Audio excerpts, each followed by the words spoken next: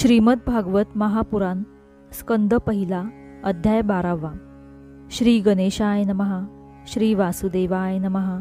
श्री स्वामी समर्थ। परीक्षिताचा जन्म। शौनक म्हणाले, अश्वत्थाम्याने सोडलेल्या अत्यंत तेजस्वी ब्रह्मास्त्राने उत्तरेचा गर्भ नष्ट झाला होता, परंतु भगवंतांनी तो पुन्हा जिवंत केला। ज्याला शुकदेवांनी ज्ञानोपदेश केला होता त्या महाज्ञानी व महात्मा परीक्षिताचा जन्म, कर्म, मृत्यू आणि त्यानंतर त्याला जी गती प्राप्त झाली ते सर्व आपणास योग्य वाटत असेल तर आम्हास सांगावे। सूत म्हणाले, धर्मराज युधिष्ठिर आपल्या प्रजेला प्रसन्न ठेवीत पित्यासमान तिचे पालन करीत होते। भगवान श्रीकृष्णांच्या चरणकमलांच्या सेवेमुळे ते सर्व भोगांबाबत निस्पृह झाले होते। त्यांच्याजवळ विपुल संपत्ती होती। मोठे मोठे यज्ञ केल्या कारणाने त्यांच्या फलस्वरूप श्रेष्ठ लोकांचा अधिकार त्यांनी प्राप्त करून घेतला होता। त्यांच्या पत्न्या आणि बंधू त्यांना अनुकूल होते। सर्व पृथ्वीवर त्यांची सत्ता होती। ते जंबूद्वीपाचे स्वामी होते आणि त्यांची कीर्ती स्वर्गापर्यंत पोहोचली होती।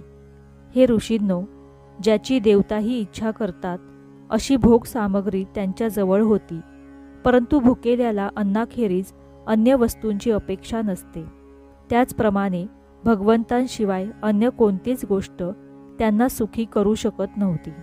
शौनक महोदय, उत्तरेच्या गर्भातील तो वीर ब्रह्मास्त्राच्या तेजाने जळू लागला तेव्हा त्याला एक ज्योतिर्मय पुरुष दिसला। तो अच्युत अंगठ्या एवढा, अत्यंत शुद्ध, सुंदर, श्यामवर्ण, विजेसारखा चमकणारा, पितांबर धारण केलेला, डोक्यावर झळकणारा मुकुट घातलेला, सुंदर व लांब 4 भुजा असलेला, चमकणाऱ्या सुवर्णांची सुंदर कुंडले कानांमध्ये घातलेला, लालसर डोळे असलेला होता। तो हातामध्ये कोलितासारखी जळत असलेली गदा घेऊन वारंवार ती फिरवीत स्वतःच्या शिशुभोवती फिरत होता।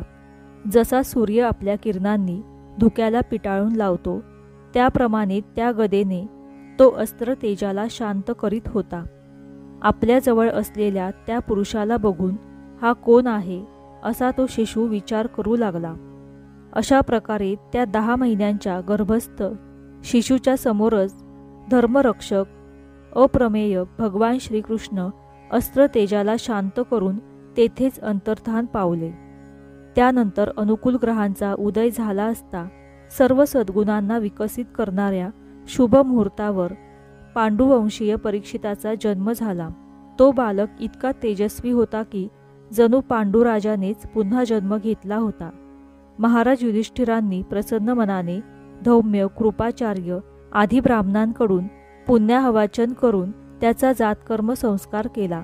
दान देण्यासाठी योग्य काळ जाणणाऱ्या युधिष्ठिरांनी प्रजातीर्थकाळातच म्हणजेच नाळ तोडण्यापूर्वी ब्राह्मणांना सुवर्ण गायी, जमीन, गावे, उत्तम प्रतीचे हत्ती, घोडे आणि उत्तम अन्न हे दान दिले। संतुष्ट होऊन ब्राह्मण त्या विनयशील युधिष्ठिराला म्हणाले, हे पुरुष वंश शिरोमणी, प्रतिकूल कालगतीमुळे हा पवित्र पुरुवंश खंडित होऊ लागला होता, परंतु तुमच्यावर कृपा करण्यासाठी भगवान विष्णूंनी हा बालक देऊन त्याचे रक्षण केले आहे, म्हणून याचे नाव विष्णुराज ठेवावे। हा बालक संसारात मोठा यशस्वी भगवंतांचा परमभक्त आणि महापुरुष होईल हे निसंशय आहे। युधिष्ठिर म्हणाले, हे महात्म्यांनो, हा बालक आपल्या उज्ज्वल यशाने आमच्या वंशाचे पवित्र कीर्ती महात्मे राजश्री यांचे अनुकरण करील ना? ब्राह्मण म्हणाले, धर्मराज, मनुपुत्र इक्ष्वाकूप्रमाणेच हा पुत्र आपल्या प्रजेचे पालन करील आणि दशरथ पुत्र श्रीरामांसारखाच ब्राह्मण भक्त आणि सत्यप्रतिज्ञ होईल। हा उशिनर देशाचा राजा शिबीप्रमाणे दानशूर आणि शरणागत वत्सल होईल।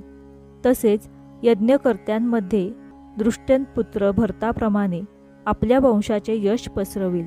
धनुर्धाऱ्यांमध्ये हा सहस्त्रार्जुन तसेच कौंतेय अर्जुन यांच्यासारखा अग्रगण्य होईल।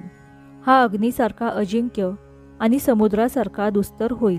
हा सिंहासारखा पराक्रमी, हिमालयासारखा आश्रय घेण्यास योग्य, पृथ्वीसारखा क्षमाशील आणि मातापित्यांसारखा सहनशील होईल। पितामह ब्रह्मदेवांप्रमाणे याच्या अंगी समता असेल.